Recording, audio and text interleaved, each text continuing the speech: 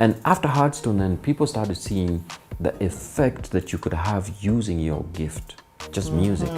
Kalamashaka came knocking on the door. How did the Kalamashaka connection happen? Kalamashaka, I was in Florida 2000. I had been invited for a talent search by DJ Mo, Mose, and he said, "Come, we're doing this talent search. You might find some talent here and stuff." I saw Kalamashaka, I saw Gidi, I saw Maji, I saw Darling P. I saw a couple of other guys, but they were nondescript. But I took those three. I was supposed to take one. I said, no, I'll take all these three guys. And I told Gidi and Maji, the only way I'm going to work with you guys is if you guys combine effort.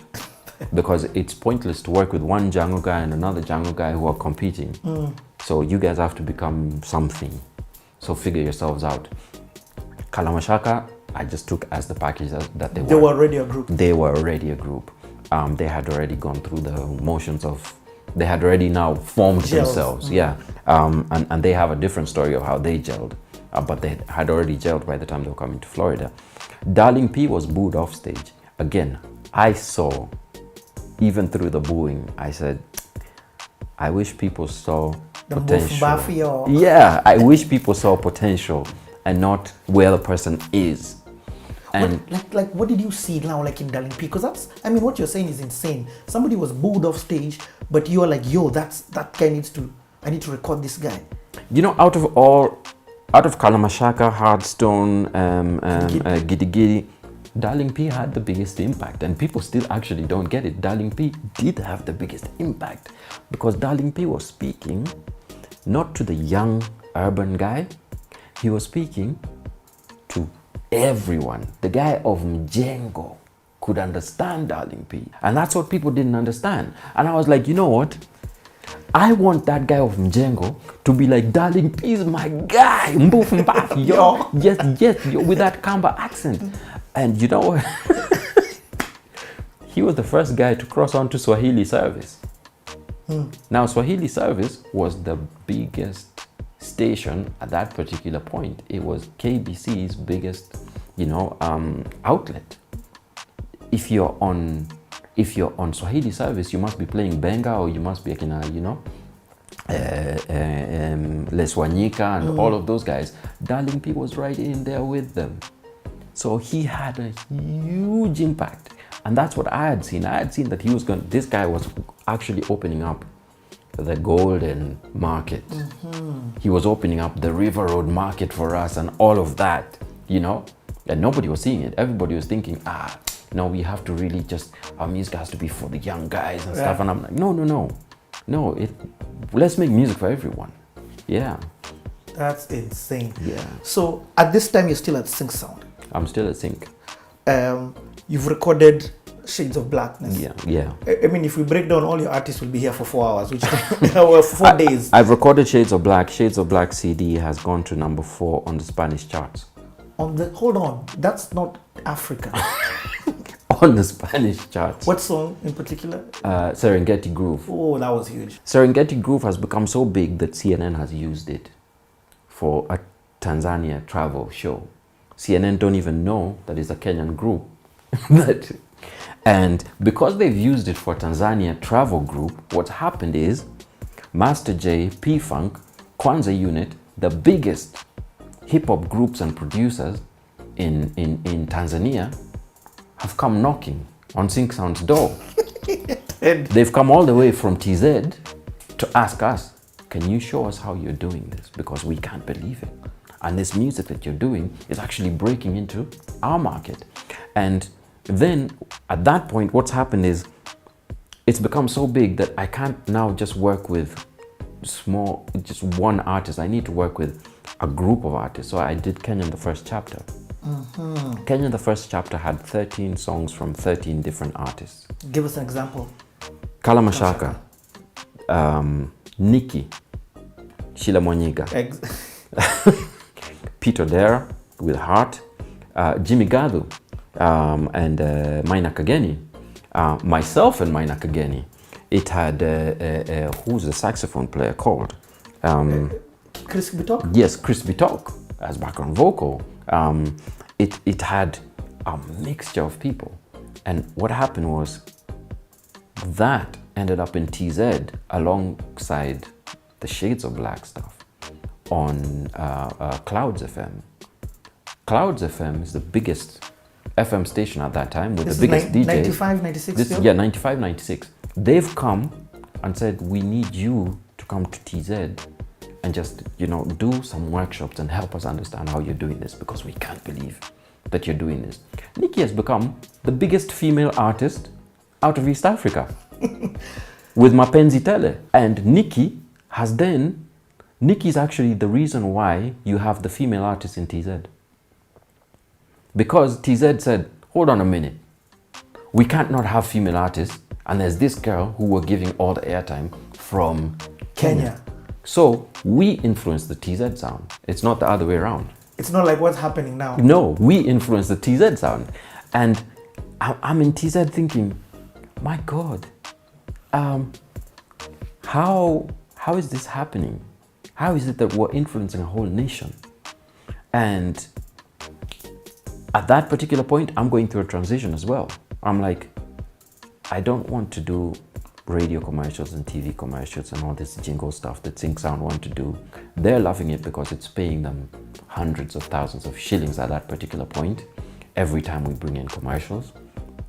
I'm hating it because I really want to focus on the music. So there's that struggle. And I'm like, and also they don't want to increase my salo. In fact, they become clever. They've negotiated the percentage down because I'm making a lot more money than everybody else. And I thought to myself, I've got all this equipment in there. 60% of the equipment in there is mine. Let me pull it out. And one day I just said, you know what, guys? For me, this is the end of the road. You've trained me, you've taught me well. I'm really happy and everything, but I need to go solo from now on. And I hooked up forces with David Moredi, who was the manager of a lot of these artists, and myself was the producer, and Mike Rabah, who had some equipment, and we went and set up in State House Road. Dennis Pritt. And people then knew us as Audio Vault / Blue Zebra, because the transition. Audio Vault lasted all over as long as Mike Rabah was there, and Mike then realized he wanted to do his own thing, and as soon as Mike walked out, we just said, you know what, let's keep on going because we still want to do what we want to do. At this point, we've released Kenyan, the second chapter. Okay. Man, Ted, the thing about you, you're an archive. there's so much wisdom, even as you're talking, there's so much wisdom that you're sharing. I want to understand the Kalamashaka link, because that was huge. I remember Songa, that song, the impact it had to me that time at the age that I was just mind-blowing. How did you take these guys from, again, Dandora, and commercialize them?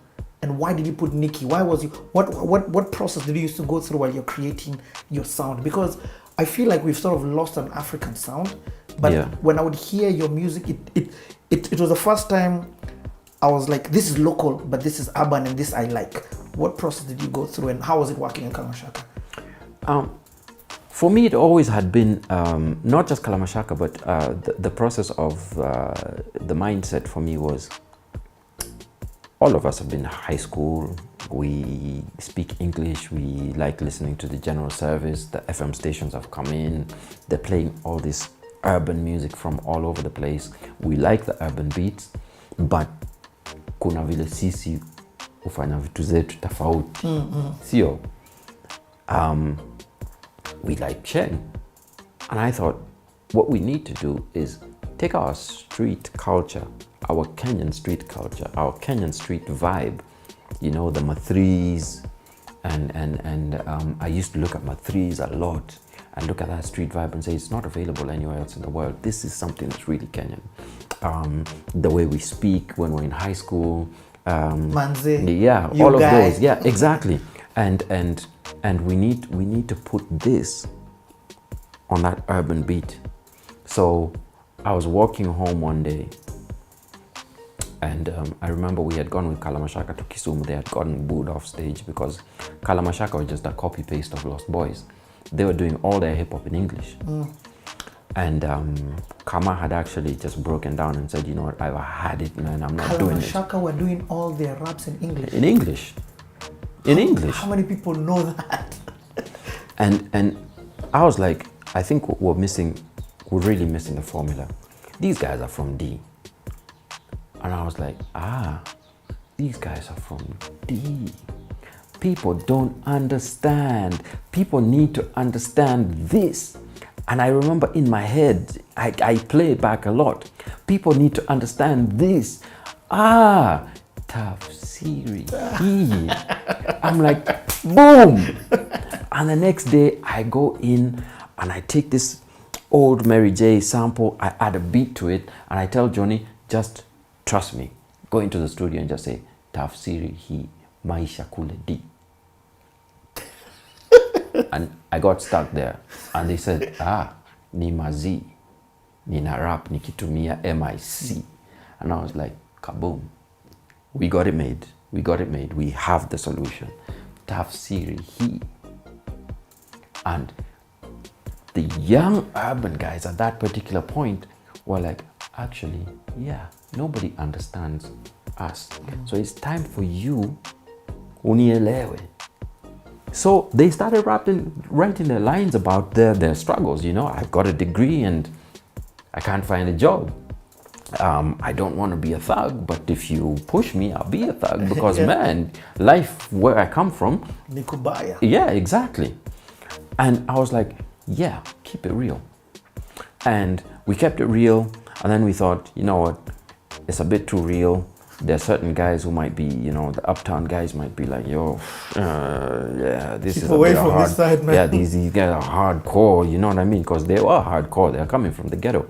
And then we did songs like Songa Hapa, which was actually not Nikki, it was Natasha Gatabaki. Most people think it's Nikki. And Natasha came in and she was with Atemi Oyungu at the time, doing their thing in two as a group. And in the middle of writing the song, and she says, "Oh, I can sing on that." And her and Mudhoni Buika did the chorus. No way. And Mudhoni Buika was a presenter at Capital FM. So you know, doors are just opening up for us at that time. That's how that was the reason why I changed my mind. I said, look, we need to get this urban culture in.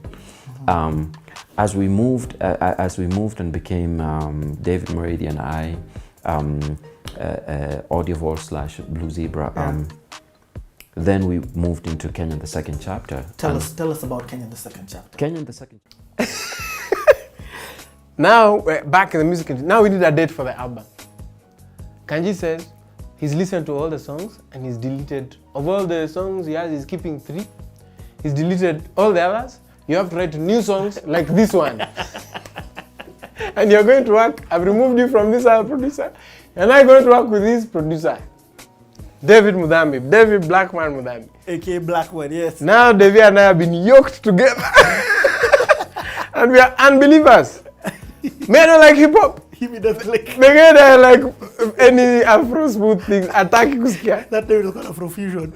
Those days was a fusion. He doesn't like that. Now me, I'm coming to this thing with a very heavy soulful singing with an African bass. David's coming to this thing with hip hop. Dark child, hip hop. We're meeting in the studio. Every damn session is a fight. There's no session we had that was smooth. We fought through the whole record. We fought. He made a track. I was like, your track is nonsense. He's like, I don't care. Come sing nonsense lyrics. I'll just live with them. Then we go. So we actually power through the album like that. We used to fight and then continue working. Then fight, then continue working. Okay, for me, there's a song in that album that I want you to tell us about. Because that song is the reason I joined Kijiji. Mm-hmm. Let me tell you why I joined Kijiji. Me, I'm huku running everywhere looking for a studio. And then on December 4th, there was December 31st was TSO at Bapo. They Yes. have just gotten saved maybe 2 weeks ago or Oh. whatever. I come there for the first time. I'm not clubbing. I'm coming to something called TSO. Yes. At TSO, I'm like, this gospel thing may actually be the way. Yes. 4 days later, I come to donate my only clothes or the little rubbish clothes I had to give them. And there's a concert, and that concert is by Milele. Correct. At Nairobi Baptist At Nairobi Church. Baptist Church. And there I'm listening to musicians, and then this guy comes on, and this lady comes on, and they sing a song called Songa Songa. And from that day, I walked from Kenya Science to Thingy here, to Ngumo, Yeah. every single day. And from December studio. 5th to April 30th, when Wow. I finally got allowed to record. Wow. And I would walk to that studio because I was like, I told God, first of all, these guys are saved and we can be friends for that reason, because all my other friends are not saved. Yeah. But secondly, these guys have music quality because of that Songa song. Wow. And I thought the producer of that thing was Aaron. Producer David Mudami. Yes, because so that's why I went. It's later on when I found that Aaron didn't even touch it. Wasn't Aaron who did it. Never touched it. So let's talk about Songa featuring Nema. Yes. That was Featuring Nema. huge. It was an unbelievable song. So that's the second song that gets released on the record. But it's also the product of a fight. Because at the time I had a girlfriend who, who was trying to convince her. I initially wrote the song for her. I tried to convince her. It was not going to be a song. It was like I was just talking to her, and I was sort of, these lines are kind of showing up Yes. in the conversation we were having. And like, give us an example of the lines. No, like just that's like the first open line. Ukweli tu waziwazi nitasema. It's stuff like that. Because I had a manner those days. I don't think I have it. I had a manner those days of just breaking into the prose of the songs. Because I was writing so much. I had all these lines written in my speech. So I'd be talking to you in the middle. I would just start talking about the topic we are, but in poetry. Yes. And almost like with rhyme and Yeah, scheme. yeah. So I was doing this a lot. It's very popular with the girls. So, so I was doing this, and then we're having this situation. And actually, the way that Songa, the production of Songa starts, is I wanted to work with Monica Obaga. Because Monica was an artist under Kijiji. Monica was an artist under Kijiji, so I wanted to work with her. So we were like, okay, let's write a song that you can work with Monica on. So Davey is working on some, I don't know, I don't remember being involved in the writing of the progression. But there was a progression. I think we lifted it from one of our Rose things that he was doing. I don't know. But I remember by the time I come to the studio, the groove of Songa existed. The progression. Yeah, yes. The progression existed. And then I started to jam and then ended up writing this song. And the thing about Songa is that from the first line to the last line was written in one day, in one sitting. It just came out fully. So after I'd sung the verses and the choruses to build it, we said Monica should sing the verses. By this time, The chick's part now. yes. By this time, Makuyu and the crew and others have already come to the studio and said the next track they want is this one. Now we have a finished recording. They're like, this is going out to radio next. Yeah, they're like, So we're trying to get the song finished. So Monica then, the day we're supposed to, it's like deadline, this thing has to go. Monica can't sing, she's got the homa. Her voice is gone. She's like, can't sing. So now we need somebody to sing. I hear that Nema, who was singing with Tim Rimbui. Tim Mbui, no, they've been coming to the studio with Tim. At the time, there was some collabo projects between Kanji's studio and Tim's studio and Eric's studio that were happening. So Tim has been coming around to the studio. So I've seen them working around, and Tim will just pass by and go to his place, whatever. So now Nema is here. So we've met Juju, but Devi and Nema were in college together at Daystar. Yes, So it's Blackman. like, actually, I'll ask her. Yeah. So Blackman asks her, would you be willing to? So she's like, okay, cool, yeah. So she comes to the studio, and then I tell her, okay, this is the music. And she says, me, I don't sing Kiswahili, I don't sing it well. Me, I'm like, listen, it's in Kiswahili, it's not going to be translated. So sing the song. So Nema walks in the studio and learns the parts and then sings a song. And it's one of the most beautifully ever sung songs in the history of song singing. For sure. So then the song is released and we have another smash hit. Like the song is going everywhere. Chaos, chaotic. Just, I can't believe how much drama is happening in my life because I've released 2 songs. Whoa. My life is upside down. Sana Sana and now Songa. And we have not released the one with Eric. So we're just wondering what's going to happen when that song comes out. Okay, in fact, wait up there. We'll be back. And when we're back now, you now take us on from now the release of what you were saying. Yeah. You get that thing, it's too cool.